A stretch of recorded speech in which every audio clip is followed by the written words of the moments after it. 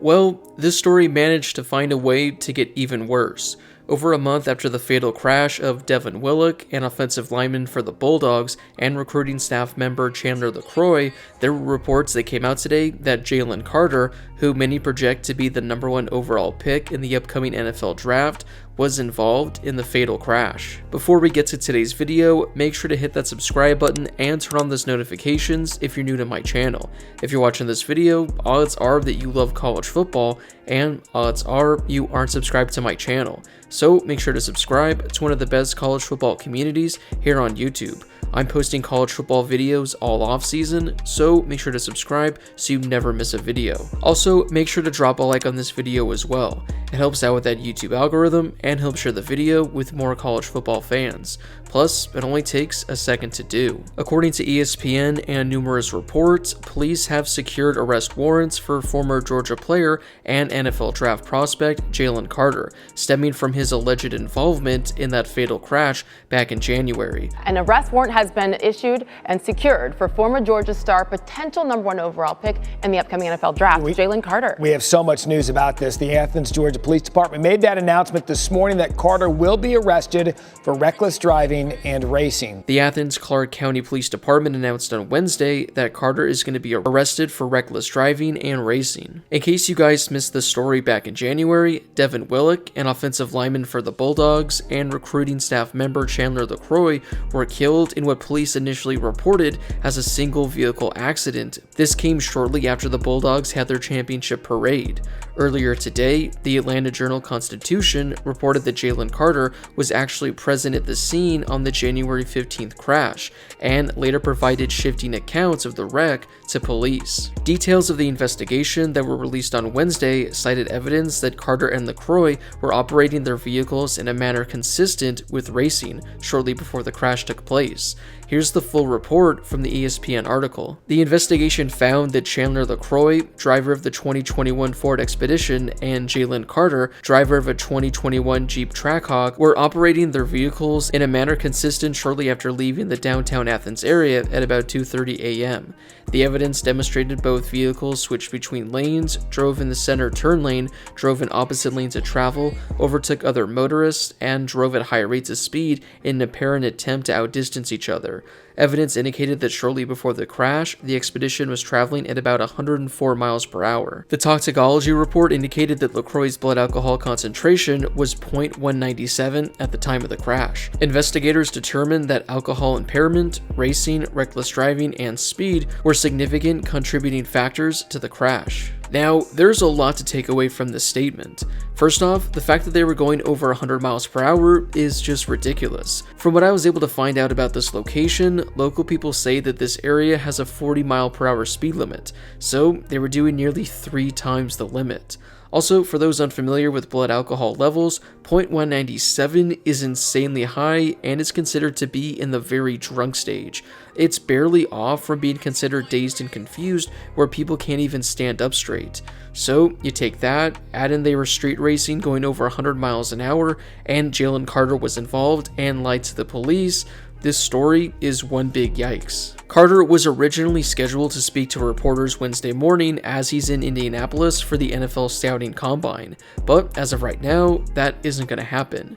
Jalen Carter actually just released this statement on his Twitter account. This morning, I received a telephone call from the Athens, Georgia Police Department informing me that 2 misdemeanor warrants have been issued against me for reckless driving and racing.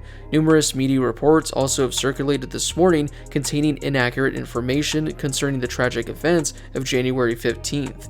It is my intention to return to Athens to answer the misdemeanor charges against me and to make certain that the complete and accurate truth is presented.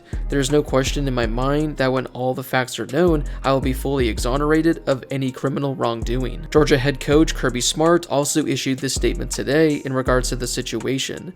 The charges announced today are deeply concerning, especially as we are still struggling to cope with the devastating loss of 2 beloved members of our community.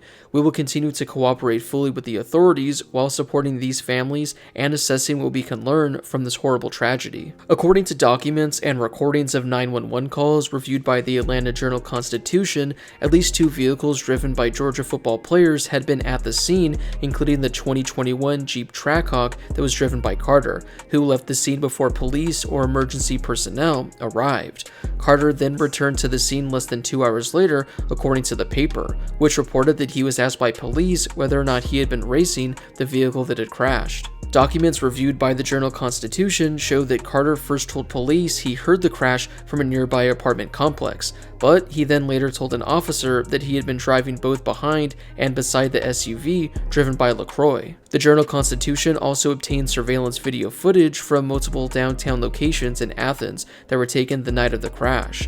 The footage, which has also been reviewed by police, shows 3 vehicles leaving the area at the same time: Carter's Jeep, LaCroix's Ford, and a 2019 Dodge Charger driven by Bulldogs linebacker Jamon Dumas-Johnson. According to the Atlanta Journal-Constitution, Carter denied racing to the officer. Police investigators said the Ford that was driven by LaCroix failed to negotiate a left curve, resulting in the vehicle striking the curb with its front passenger tire and leaving the roadway on the west shoulder. The SUV then struck a Georgia power pole and another utility pole, slicing the car in half before striking a tree on the rear passenger quarter panel. That sent the vehicle spinning into a clockwise direction before it slammed into another tree on the driver's side. Georgia Athletic Department officials have stated that the SUV driven by LaCroix was to be used only for recruiting activities, not personal use. Now, I'm not exactly sure what kind of impact this is going to have on Jalen Carter's draft stock. I just know that if I was a team drafting, I wouldn't go anywhere near a guy who was involved in racing 100 miles an hour down the street and that lied to the police. It sure is going to be interesting to see how this situation plays out over the next couple weeks, but overall, this was just a really sad situation that somehow managed to find a way to get even worse today. So hopefully everything is able to get sorted out in regards to Jalen Carter, and hopefully the right moves are made. Well, if you've already spoken with him, and I know they started interviews here Monday night, they had interviews last night, and he did not bring that situation up, and then all of a sudden it came up today, you're going to put a red flag on that right away, because if there was potential for anything like that to happen, for anything like that to come out today, you would hope the player would be forthright and just say, hey, here's a situation, I want to be upfront with it, and go from there. But now, if he did not talk about that in the interviews, in the formal interviews, in the informal interviews, and you learn about that today, you're going to have to really reassess where you're going to have this player on your board, if you're going to have him on your board, or if he's going to be a player that you take off your board because of this unfortunate incident. Well, that wraps it up for today's video. If you were an NFL team, would you consider drafting Jalen Carter after this news came out, or are you going to wait to see what happens over the next couple of weeks to find out truly what happened that night? Before you leave, don't forget to smash that subscribe button and turn on those notifications if you're new to my channel. If you love college football, this is definitely the place for you. Like I mentioned earlier, I'm posting videos all off season, so make sure to subscribe if you call yourself a college football fan. Also, make sure to drop a like on this video as well. It helps out with that YouTube algorithm and helps share the video with more college football fans. Plus, it only takes a second to do. As always, thank you guys so much for watching, and I'll see you all in my next video.